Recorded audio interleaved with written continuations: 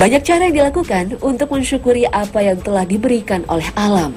Sebuah perayaan yang meriah, pertunjukan budaya menjadi suatu bentuk kearifan yang bermakna identitas adat istiadat. Apa dan bagaimana persiapan sebelum perayaan dimulai? Ini yang selalu menarik perhatian saya.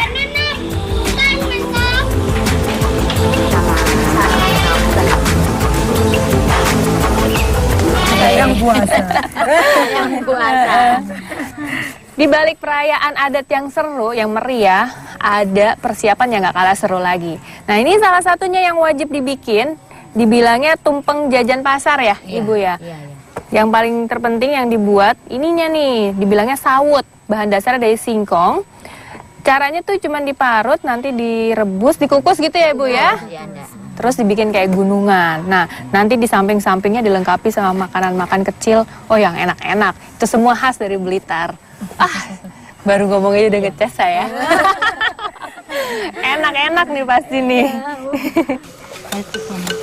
Setiap tempat yang saya kunjungi selalu memiliki keunikan tersendiri. Karakter budaya yang beragam menjadi suatu bentuk kekayaan bangsa ini. Seperti halnya pembuatan tumpeng sawut ini. Bahan dasar yang diambil langsung dari perkebunan sendiri menjadi sebuah bentuk akan rasa syukur terhadap kesuburan alam di sekitar mereka.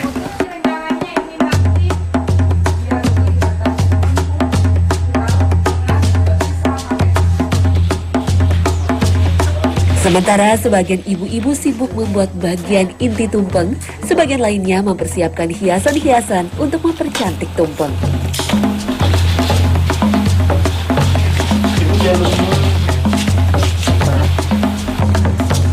Pembuatan sawut tuh ada dua macam. Ini tergantung mau dimakannya kayak gimana ya, Bu ya. Kalau ini kan kita mau bikinnya bareng sama cemilan atau jajanan pasar. Jadi sawutnya kita bikin manis ya, pakai gula merah. Ada juga yang buat pecel ya, Ibu ya. Ya, itu buat pengganti nasi. Itu nggak pakai gula, hanya cuman pakai kelapa ya, Ibu ya. Nggak pakai kelapa.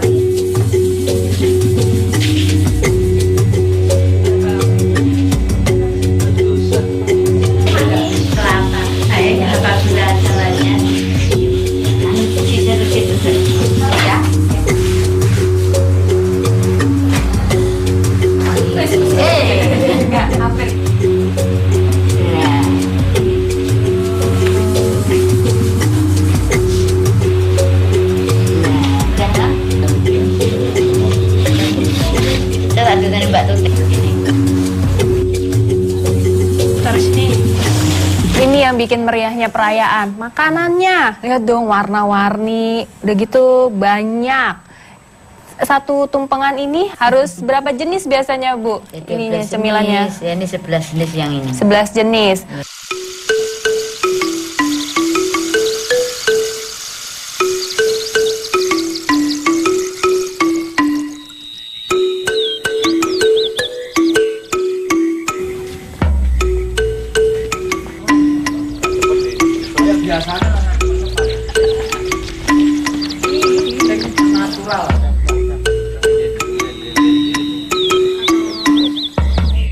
Di beberapa daerah biasanya ada namanya perayaan-perayaan kebudayaan ini untuk mewujudkan rasa syukur mereka untuk hasil bumi yang mereka dapatkan. Nah, salah satunya ini di Blitar ada namanya perayaan namanya Kirap Tumpeng Agung Nusantara. Biasanya diadakan setahun sekali, itu mendekati atau bertepatan dengan ulang tahun Candi Penataran. Nah, Tumpeng Agungnya ini nih yang tengah-tengah ini, yang paling besar, beserta kawan-kawannya. Oh, banyak.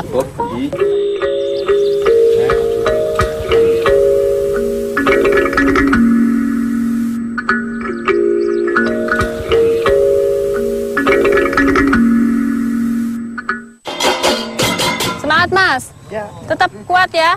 Jalan 3 kilo ya. Ini berat loh. Ini yang tadi saya persiapkan. Sekelompok tumpeng agung ya. Nah, yang depannya ini paling besar. Paling besar, paling berat juga. Ini dibilangnya tumpeng robyong.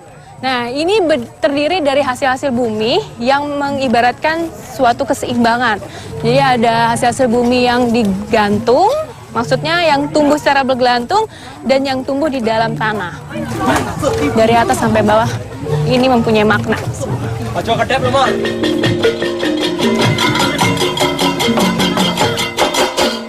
Acara kirap ini diibaratkan sebagai perjalanan Dewa Palah atau Dewa Gunung Dunia menuju surga abadi.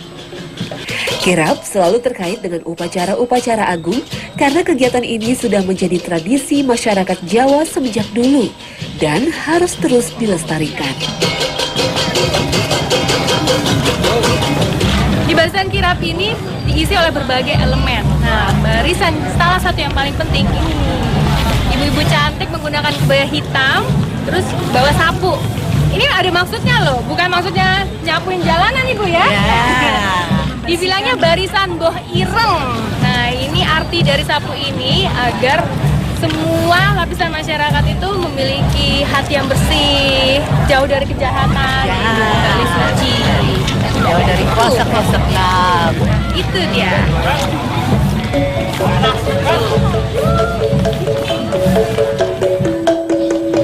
Selain barisan Mo Ireng yang menarik perhatian masyarakat, ada juga aksi bantengan yang tak kalah seru.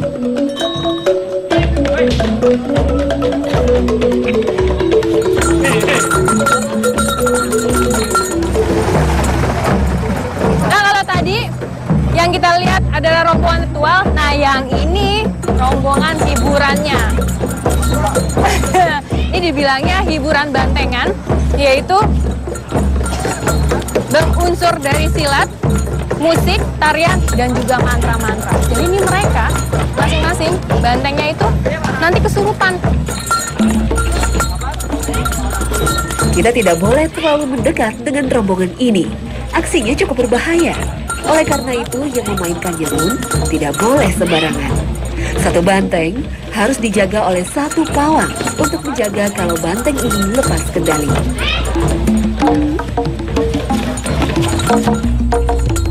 Mereka itu kemasukan roh-roh dari Gunung Kelut. Ini ada ceritanya loh di balik banteng. Jadi kalau kita lihat, selain banteng ada juga macan. Jadi dia menceritakan kalau banteng itu adalah segerombolan rakyat kecil dan macan itu adalah penjajah. Jadi nanti mereka akan ada namanya ibaratnya bertengkar untuk melawan penjajah. Nilai filosofi di baliknya menjadi daya tarik tersendiri bagi saya. Candi Panataran atau dulunya dikenal dengan nama Candi Palah yang merupakan candi umat Hindu terbesar yang ada di Jawa Timur.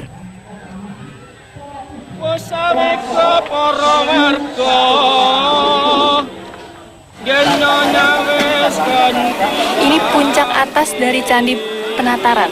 Jadi tadi tumpeng agungnya di bawah semua ke atas dan mereka lakukan ritual.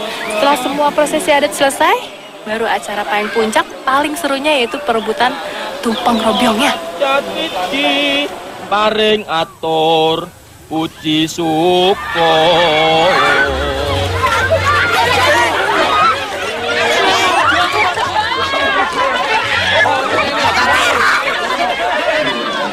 Salahin. Gitu. Ini robyongnya nih diperebutkan. Nanti dimasak ya? Iya. Masak, dimakan. Ini maksudnya yang diambil ini diharapkan Sebagai penutup acara, tumpeng agung akan diberikan kepada masyarakat di sekitaran Candi Panataran.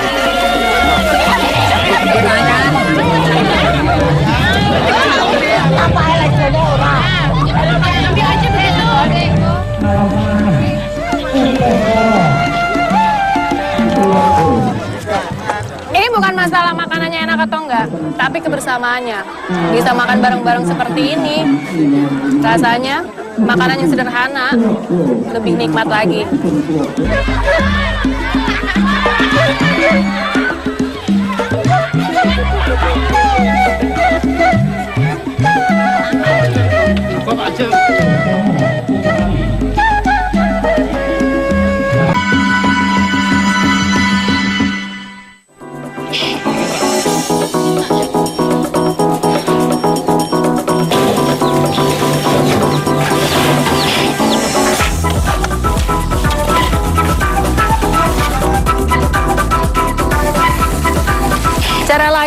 memanfaatkan ampas dari tebu itu, biasanya masyarakat ada membuat semacam bahan bakar alternatif berupa briket. Nah, Pak Jiman ini salah seorang yang memanfaatkannya. Ini Bapak dari kapan tahu atau pertama kali tahu kalau ampas tebu bisa dijadiin briket itu, Pak? Iya, sebenarnya kan briket itu bermacam-macam. Kita bermulanya kan ada briket arang sekam. Cuma karena kita peduli terhadap lingkungan, kita mencoba briket dari ampas tebu. Karena kita lihat di sana banyak tanaman tebu. Iya, apalagi kalau udah musim panen pasti banyak ya, Pak. Nah, yang kedua, mensikapi daripada BBM, bolak-balik mundak. Nah, untuk mensikapi itu supaya tidak banyak uang untuk membeli BBM, baik itu LPG maupun minyak tanah, kita mempergunakan briket yang dari ampas tebu ini.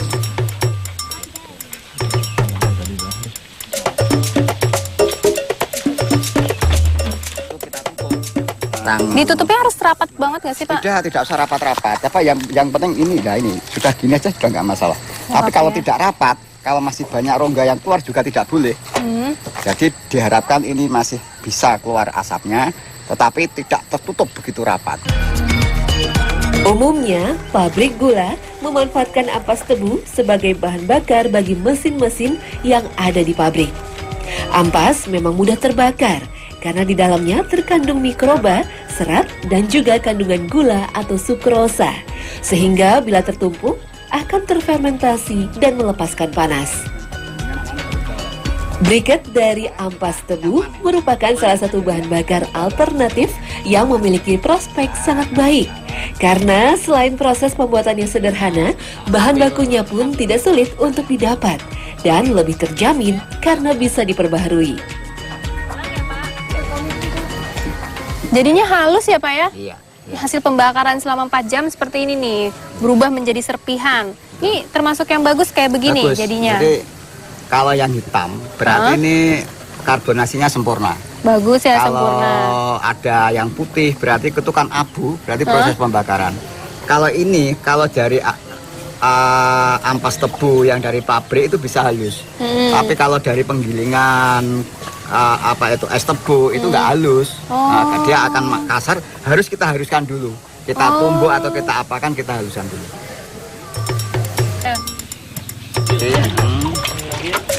Agar bubuk ampas yang sudah menjadi arang bisa merekat dengan baik saat dibentuk, harus dicampur dengan menggunakan tepung tapioka. Apa itu? Apa ya?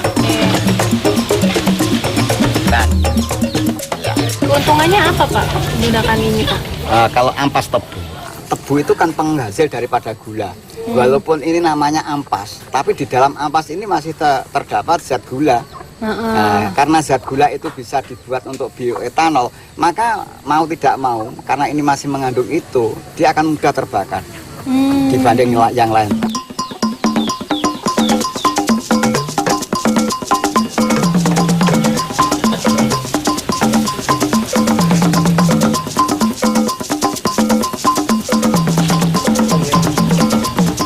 Dicetak kecil-kecil seperti ini, bisa juga besar, pokoknya sesuai kebutuhannya, Pak. Betul.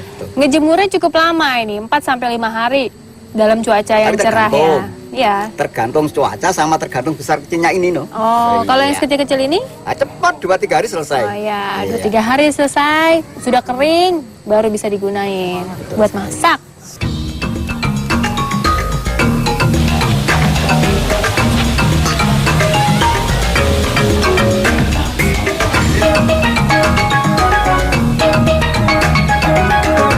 Saat ini, memang penggunaan briket dari limbah tanaman masih belum banyak dikembangkan. Padahal jika melihat dari ketersediaan sumber bahan dasarnya, briket tebu memiliki potensi yang sangat besar. Nah, enaknya menggunakan briket tebu itu, baunya tuh nggak menyengat. Karena ini dari tebu itu kan manis, baunya juga enak. Pembakarannya lama, irit, dan ini salah satu alternatif bahan bakar yang ramah lingkungan.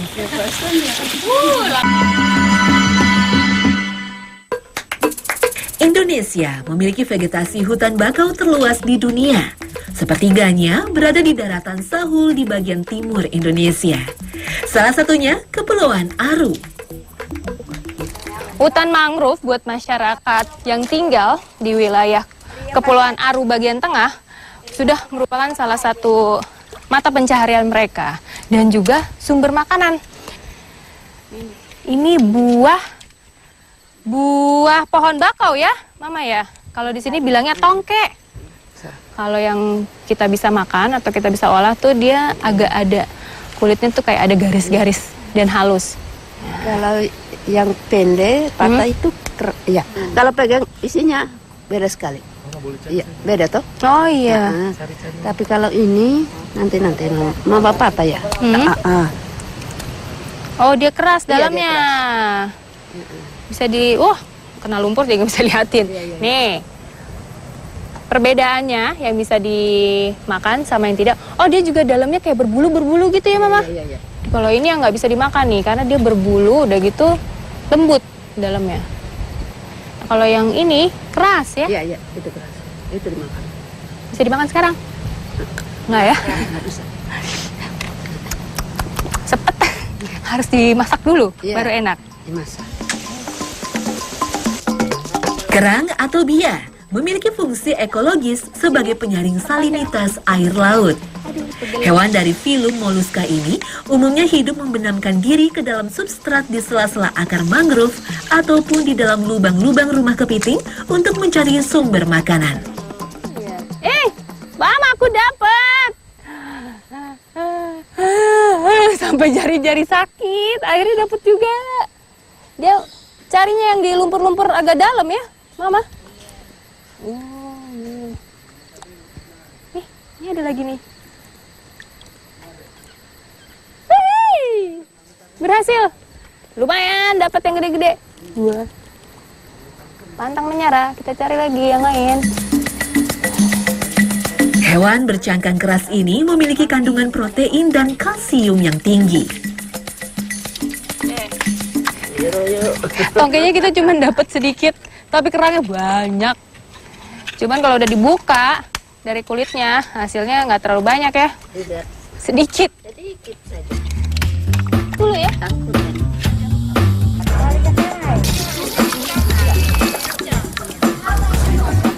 Proses pembuatan tongkenya ini lama ternyata. Ada perebusannya sampai 3 kali, perendamannya juga. Itu untuk menghilangkan racunnya. Iya.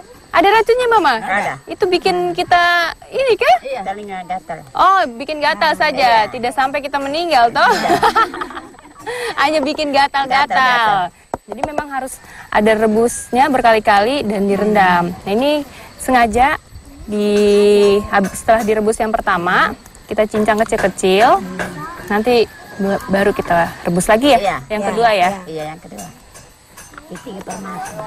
Yang ketiga baru diproses buat dimakan. Olahan masakan berbahan dasar buah mangrove ini melalui tahapan perebusan dan perendaman untuk menghilangkan enzim serta zat-zat beracun. Kandungan tanin dan HCN yang ada pada buah lindur akan beracun jika dikonsumsi dalam dosis tertentu.